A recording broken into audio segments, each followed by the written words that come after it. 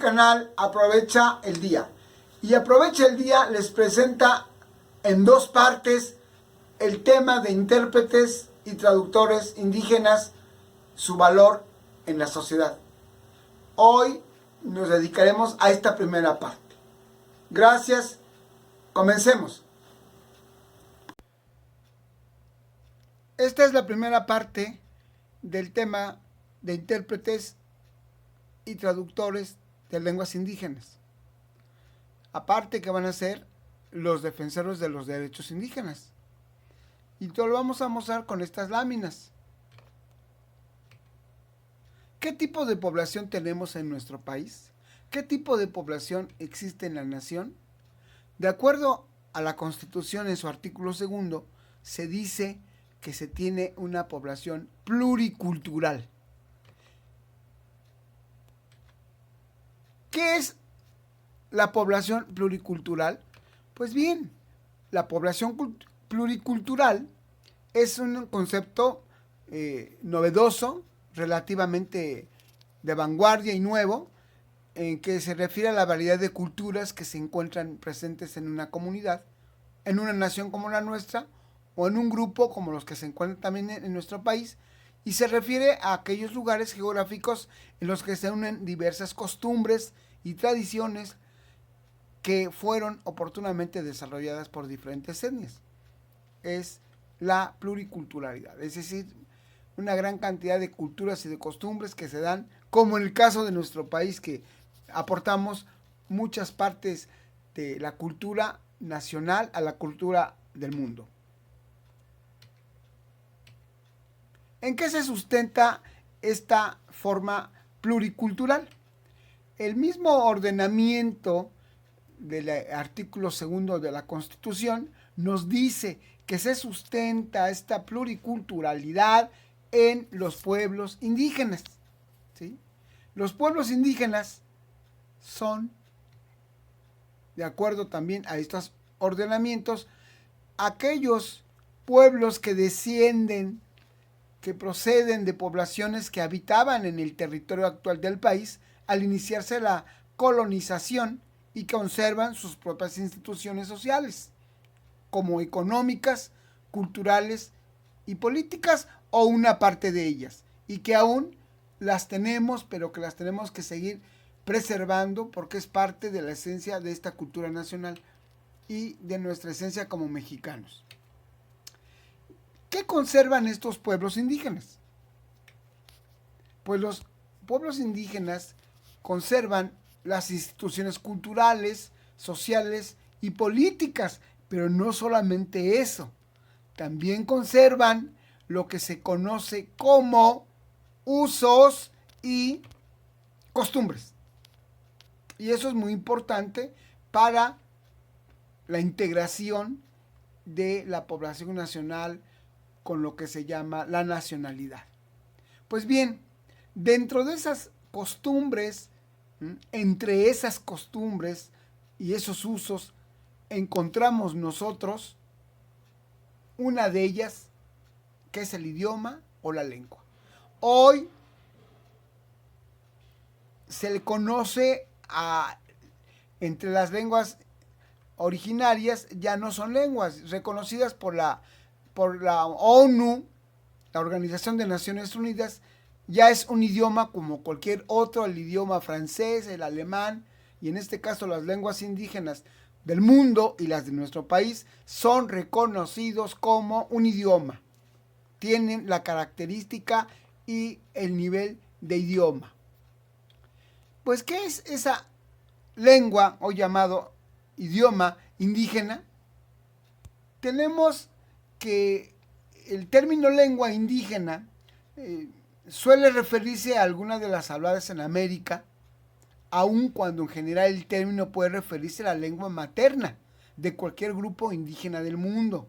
Y en nuestro país tenemos muchos grupos indígenas originarios que aún, aunque sean pocos, están conservando la lengua materna. Se han convertido inclusive en bilingües y algunos más en trilingües o políglotas. Así también tenemos en esta lámina, ideogramas en náhuatl. Pero esto está reconocido por el Instituto Nacional de Lenguas Indígenas, una institución del gobierno mexicano que protege, ¿no?, a las lenguas de nuestro país. Y estas lenguas indígenas, su objeto son aquellas que cuentan con hablantes vivos, que adquirieron alguna de ellas como lengua materna y que la hablan con fluidez en la actualidad. Es por eso que debemos de conservarlas. Y en lugar de molestarnos, de sentirnos agredidos, debemos de sentirnos orgullosos por tener aún la preservación de estas lenguas indígenas. Por otra parte, hemos de decir que el 13 de marzo del año 2003 se publica en el Diario Oficial de la Federación justamente una ley que va a proteger las lenguas indígenas y se llama Ley General de Derechos Lingüísticos de los Pueblos Indígenas. Cualquiera de nosotros puede consultar esta normatividad tan importante. ¿Qué hace esta normatividad? Pues un reconocimiento. Y ese reconocimiento es proteger los derechos lingüísticos individuales y colectivos de los pueblos y comunidades indígenas, y en la que se refiere la promoción del uso y desarrollo de las lenguas indígenas, entendidas en esta normatividad como aquellas que proceden de los pueblos existentes en el territorio nacional antes del establecimiento del Estado mexicano. Además, aquellas provenientes de otros pueblos indoamericanos, igualmente preexistentes que se han arraigado en el territorio. Es decir, hablamos de un momento histórico, no son de hoy, son de la vida y la existencia y la génesis y la historia de este país antes de la conquista. Tenemos que esta ley de referencia, en el corpus de su integración, habla de un rubro que se llama Catálogo de las Lenguas Indígenas Nacionales. Y este catálogo tiene una estructura muy interesante, que por lo menos la vamos a visualizar en su estructura para poder hacer algunos comentarios, y en el próximo trabajo lo vamos a desarrollar de manera muy precisa y clara con ejemplos. En la parte primera habla de una introducción, el porqué de esta ley de protección a las lenguas indígenas, los objetivos que tiene el catálogo, el procedimiento para hacer esta clasificación en dicho catálogo, la descripción que hace, el desarrollo descriptivo y las áreas de aplicación del catálogo. Este catálogo tiene variantes lingüísticas, normalización de lenguas indígenas nacionales. En la segunda parte del mismo catálogo que hemos referido, encontramos las fuentes, las variantes, las agrupaciones de la familia, las variantes de agrupaciones de la familia Yutonagua,